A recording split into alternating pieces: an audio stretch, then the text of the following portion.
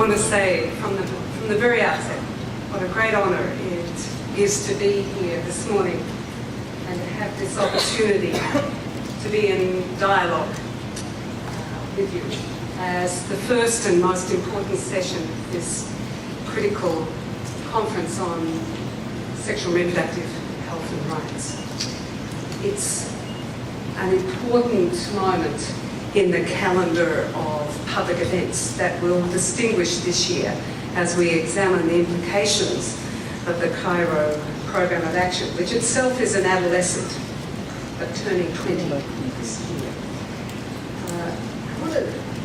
And that's a programme of action that is under review by the global community of member states of the United Nations. And I want to start by just taking the opportunity of appreciating the leadership of the government of the Philippines for hosting this important conference, and at the outset, honouring with you the courage, the perseverance and the dignity of the people of the Philippines who over these past few weeks have worked to rebuild homes, health and hope in the face of the tragic impact of the super typhoon Haiyan or Yolanda. It's profoundly confronting and moving, I think, for all of us to be gathered together in the capital here so soon after that unprecedented climate event, and thus to be brought so close to the material reality that we do indeed occupy one planet, that none of us is guaranteed exemption from the impacts of disaster, and that all of us need each other when devastation hits. And the Philippines' response and its leadership of the international community's solidarity is living proof of the life-saving role that sound disaster response planning, preparedness and partnership plays. We pay tribute to the government and the people of the Philippines. I'm also proud to bring to you the solidarity of the United Nations family, and on behalf of all agencies of the United Nations, extend to you our gratitude for your leadership in holding this important forum, and in particular from the headquarters of the United Nations Population Fund, whose mandate is to work for the realisation of sexual and reproductive health and rights in more than 130 territories and countries the world over. We are enormously proud to be your partner. Now, it's just plain scary to be up here looking out at all of you. And I'm a little bit anxious because I think this is going to be a week of old people talking. And I'm just another one of those old people talking about stuff. Stuff that is important, but other stuff, which is also urgent, obliges old people to stop with our constant talking and to start with critical listening. At the heart of our exchange here today actually is sexual reproductive health, and exactly that challenge, how best to cut it out. I mean, let's face it, older people, including those far more important than I am, far more powerful than I am. The real question is how to shut us up. The real challenge is how to make us sit down so that we more actively and frequently give you the space to speak, listen more carefully and with deeper respect to you, and engage in a dialogue together so that we can more fully understand the changes that the world needs of us and needs us to deliver most urgently. Let's face it, people, the sheer scale of its impact alone means that age is the most critical identity for the century that we're in. It is the critical identity for development.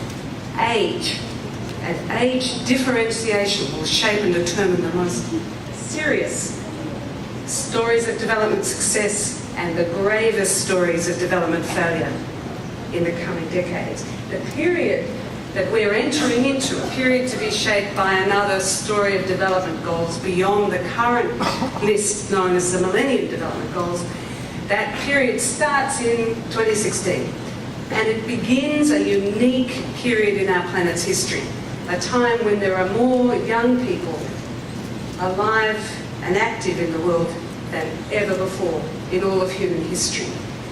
And by the close of that same development period, to be addressed by the successors, whatever they are to be, to the Millennium Development Goals, and closer to the middle of the century, our planet will then, some 30 years on, house the largest number of older people that the world's ever seen. In between time, there'll be more people on the move within national boundaries and across national boundaries. We're going to be a world of people on the move. And part of that movement, there'll be more people living in urban areas than ever before.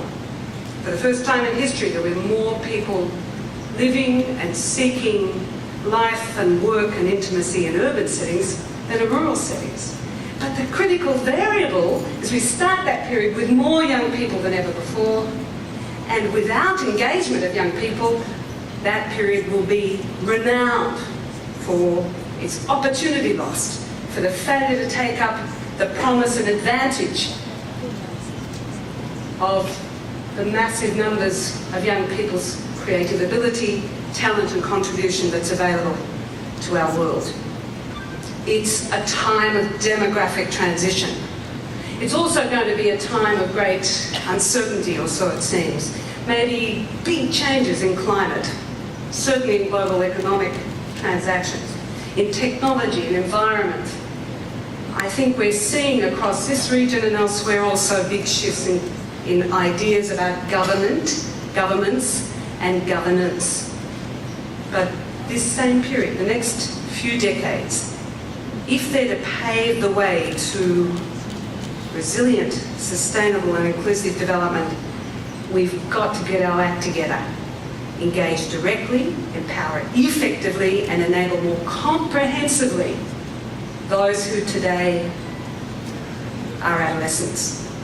Young people, particularly those aged 10 to 18, making up 18% of the world's population, 90% of whom live in the so-called developing world, more than half of them living in Asia and Pacific, totaling 1.2 billion. If adolescents shared a common sovereignty, if it were a form of nationality, it would be a country the size of India.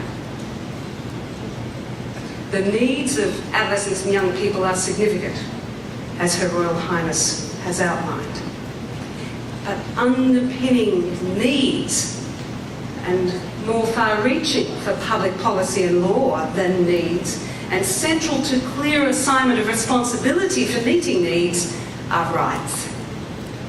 Rights, and the human rights of young people and adolescents. And if we're to drive down to the very root causes of young people's most pressing needs, we will uncover these underlying determinants, both cause and solution.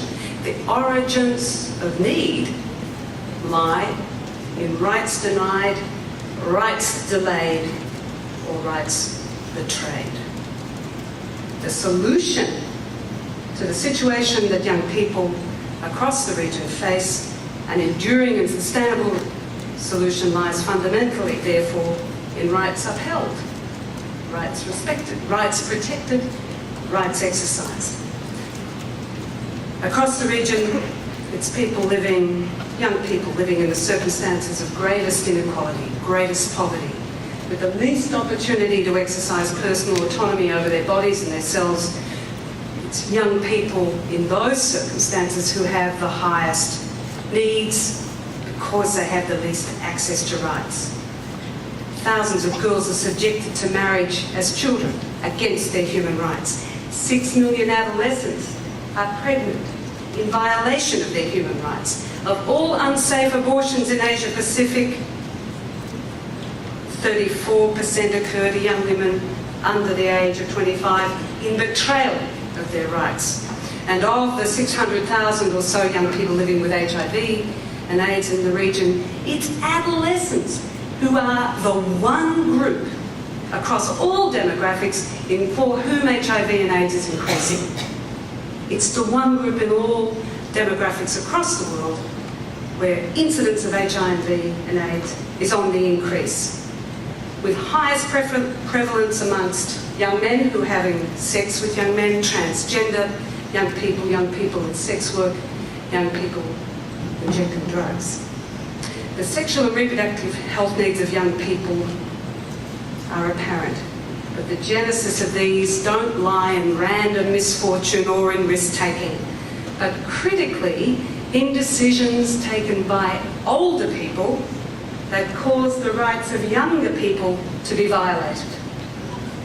Human rights violations underpin the gravest threats to young people's and adolescents' well-being. Violations of laws designed to keep young women safe from child marriage, to keep young people free from sexual violence, to ensure young people are able to live free from discrimination on the basis of age or disability, ethnicity or gender identity.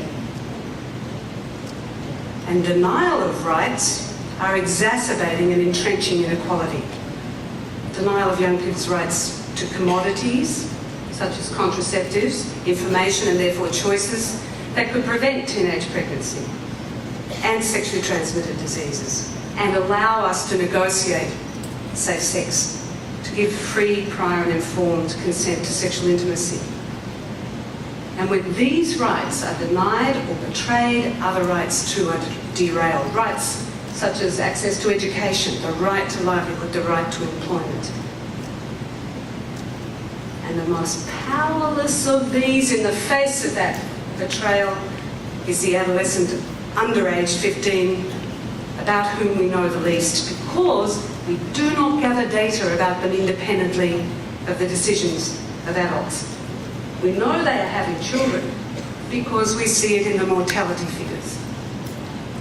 Pregnancy for someone who is under the age of 15 is much more likely a death sentence than it is for anyone who is older. And for those who do survive, childhood in motherhood in childhood brings dire health, social and economic consequences. So, if we're talking about development that's relevant, effective and efficient for the years ahead, we have to talk about the rights of young people.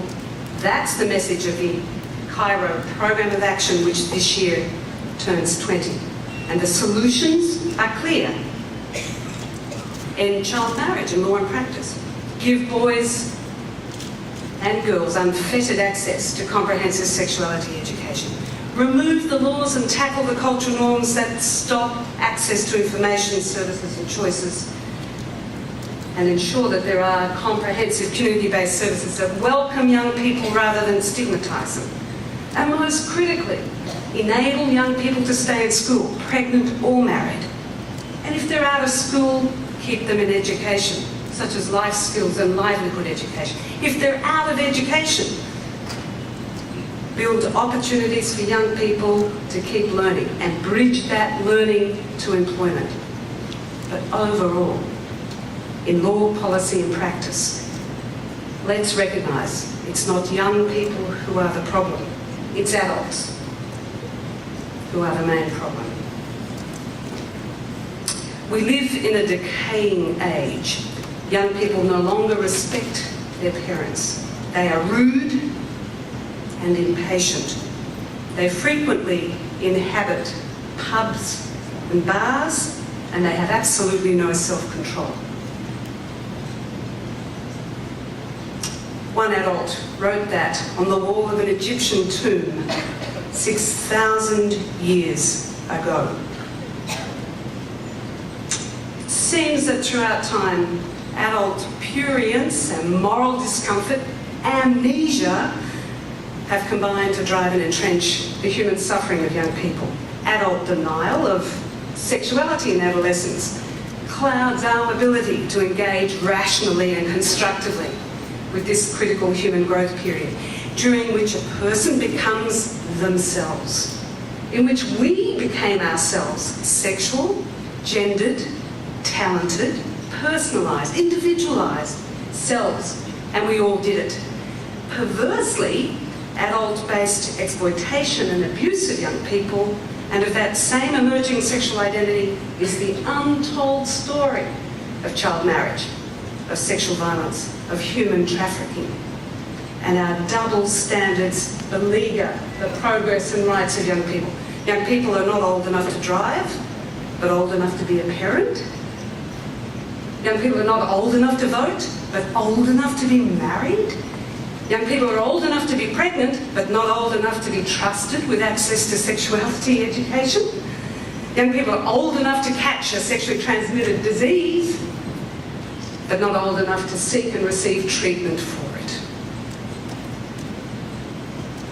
A child's safe progress from childhood to adulthood is not the child's responsibility. It's the adults.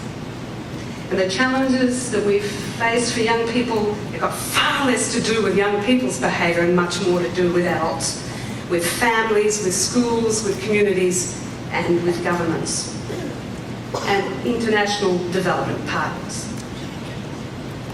Investment in young people is key to unlocking inequality and eradicating poverty. But at the centre of that sustainable development path lies physiologically, emotionally, socially, economically and politically sexual and reproductive health and rights. Paving the way for that dignified maturing into adulthood is an obligation, not a choice. It's an obligation on governments and other actors. But so too is getting out of the way. Sharing political, economic and social space, assets and opportunities with young people is just essential. And we've got to get on with building communities, societies and systems of governance in which young people in all diversity are treated as people of value, dignified in rights, approached as full community members, interacted not only as dependents, but as individuals with progressively higher levels of capability, as partners in progress and as agents of their own well-being. And it's young people who are providing the stronger leadership for these clear calls, these clarion warnings that without young people at the centre of development, inequality will not be addressed, sustainability will not be achieved, and resilience will be but a dream. Look, it's a long time since I was young.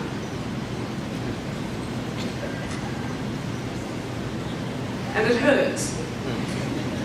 It's a long time since I first thought the way to get a tampon to do its job was to stick it in your belly button.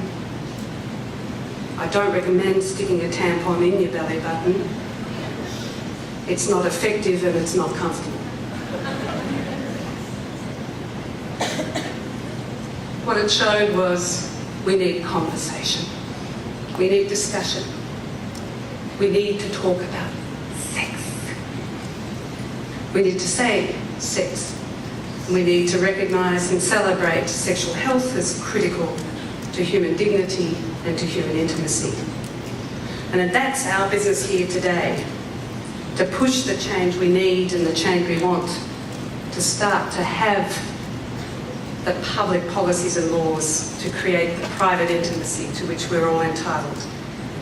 And I guess the best way to do that is to start with this old person sitting down, shutting up and listening. Thank you.